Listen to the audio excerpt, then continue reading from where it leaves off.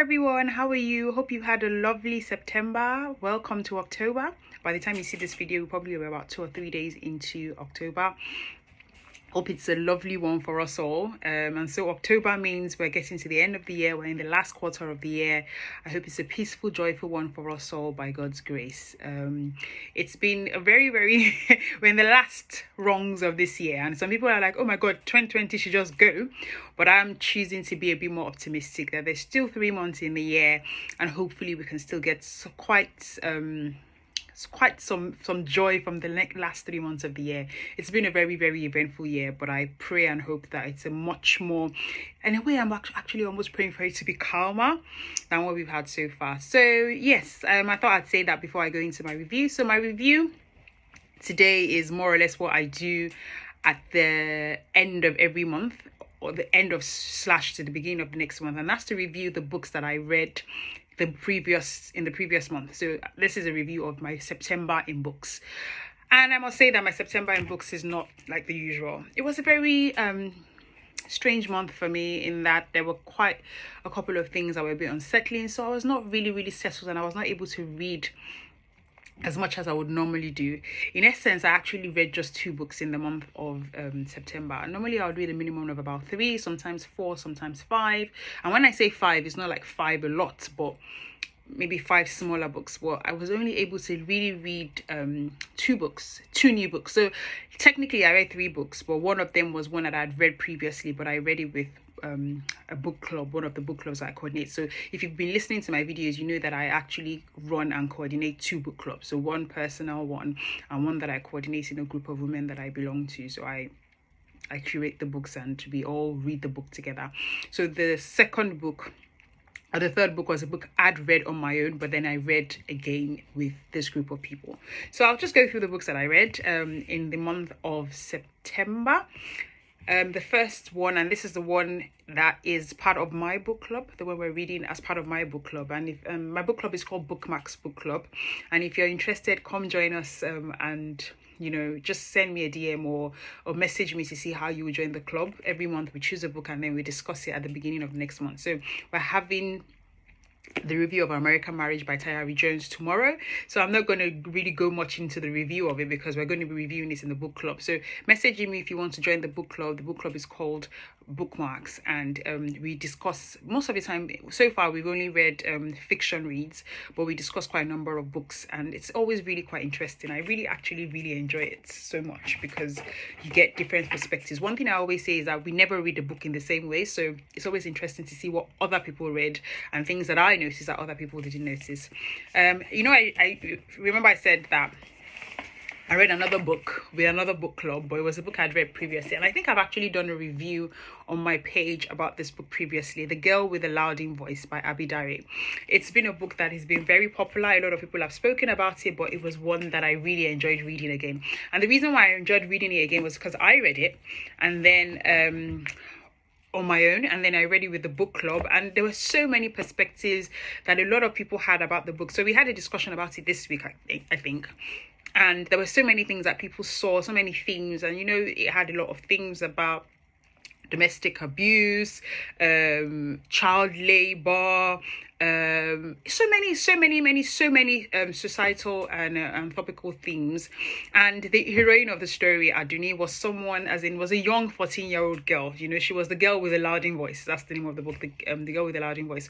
Aduni was such an inspiration. I don't know, for those of us who are bookheads, there's this thing about reading a character and then making that character into a person. So a lot of people I've been joking with a lot of people and talking about Aduni. So if you hear me talking about Aduni, you would actually think that Aduni is an actual person, but she's a fictional character. But jokes apart though, Aduni was a very inspiring character. She was a girl who didn't allow her surroundings dictate the dreams that she had. What I personally took away from the book is that if Aduni could dream through all of the situations and all of the things that because she did go through a lot of not far from perfect situations, if Aduni could dream, we all can dream. And so another thing that I also learned was I will not let anyone silence my louding voice. And part of my louding voice is actually doing this video, and Aduni was an inspiration, and all of the women who read this book, all of the people who read this book were like, yes, Aduni inspired me. Aduni's, the relationship Aduni had with her mom inspired me. So that was one thing I took away from the book. And so my last book, I always joke that I read fiction and I read serious. So my serious book for the month of September was Leading Change by John P. Cotter.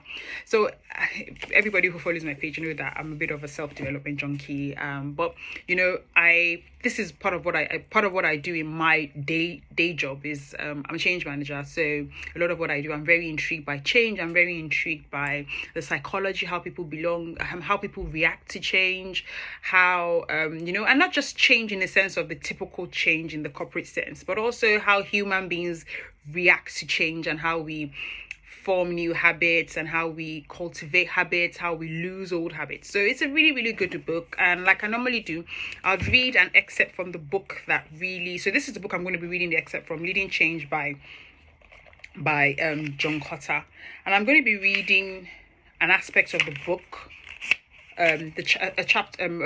reading from the book that I feel resonated with me. There's a lot of it that is very organizational, so it really talks about organizational change. Most of the book talks about organizational change.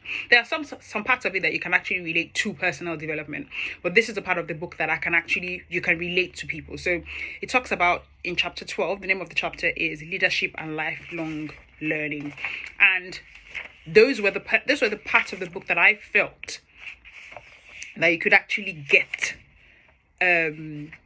some insights for how you can develop as a person, in how to react to change, and also how to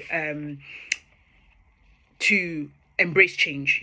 So I'm going to read, as I said, I'm going to read from an element of the book that I think is quite relevant to people as we're growing and as we're developing in our careers, and generally as people, as we're growing as people. So as I said, it's taken from Leadership and Lifelong Learning, and I'm going to read Habits of the Lifelong Learner. So how do the Frans and Manis do it? Not with rocket science. The habits they develop are relatively simple, as summarized in table 12.12:1. Lifelong learners take risks.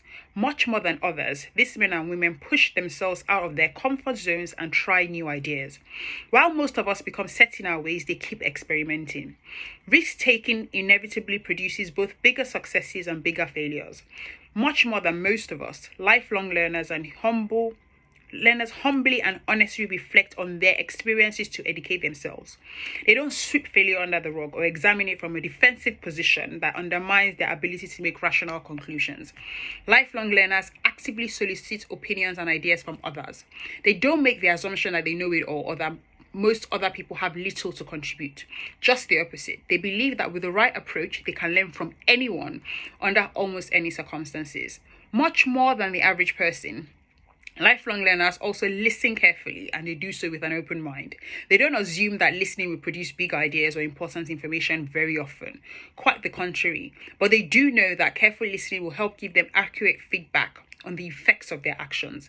And without honest feedback, learning becomes almost impossible. Question: but these habits are so simple. Why don't most of us develop them? Answer: because in the short term, it's not painful. Risk-taking brings failure as well as success. Honest reflection, listening, solicitation of opinions and openness brings bad news and negative feedback as well as interesting ideas. In the short term, life is generally more pleasant without failure and negative feedback. Lifelong learners overcome a natural human tendency to shy away from or abandon habits that produce short-term pain. By surviving difficult experiences, they build up a certain immunity to hardship. With clarity of thought, they come to realize the importance of both of these habits and lifelong learning. But most of all, their goals and aspirations facilitate the development of humility, openness, willingness to take risks, and the capacity to listen. I know there were lots of things in here that I actually really enjoyed, but I'm just going to talk about where he spoke about lifelong learners overcome a natural human tendency to shy away from or abandon habits that produce short-term pains. So he spoke about lifelong learners soliciting opinions, listening, taking risks, and all of those things are things that as natural human beings we don't naturally like. We don't like hearing feedback. I remember a couple of and I think I did that recently. I did a 360 feedback where I tried to get feedback from people, and a lot of times people were giving me positive feedback. But all of those positive feedback, sometimes you always say, oh, you hear all these memes on Instagram when people say, oh, don't listen to what people have to say about you, da da da da da da. And I agree with that. You shouldn't let people's opinions define how you think about yourself. But there is actually premium in listening to constructive feedback.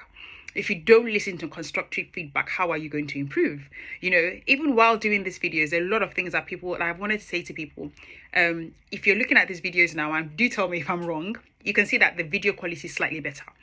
And that's because when I started, so the risk taking is me starting the video in the first place, starting doing the videos in the first place and going out of my comfort zone.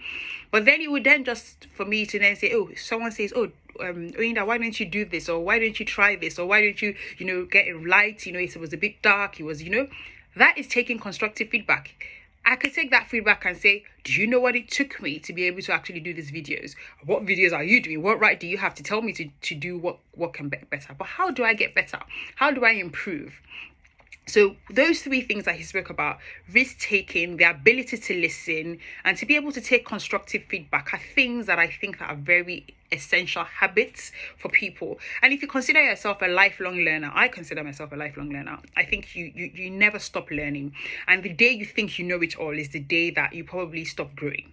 And that's what I took away and what I wanted to share from the book today. Because as I said, it's a very, very corporate organizational change kind of thing, and there are also elements of within the other parts of the book, but I would highly recommend it if you are someone who's interested in the psychology of change, if you work in some sort of capacity where, not just necessarily, because a lot of people think it's just maybe change managers or project managers. If you're a leader of any type, I personally believe that all leaders would manage change.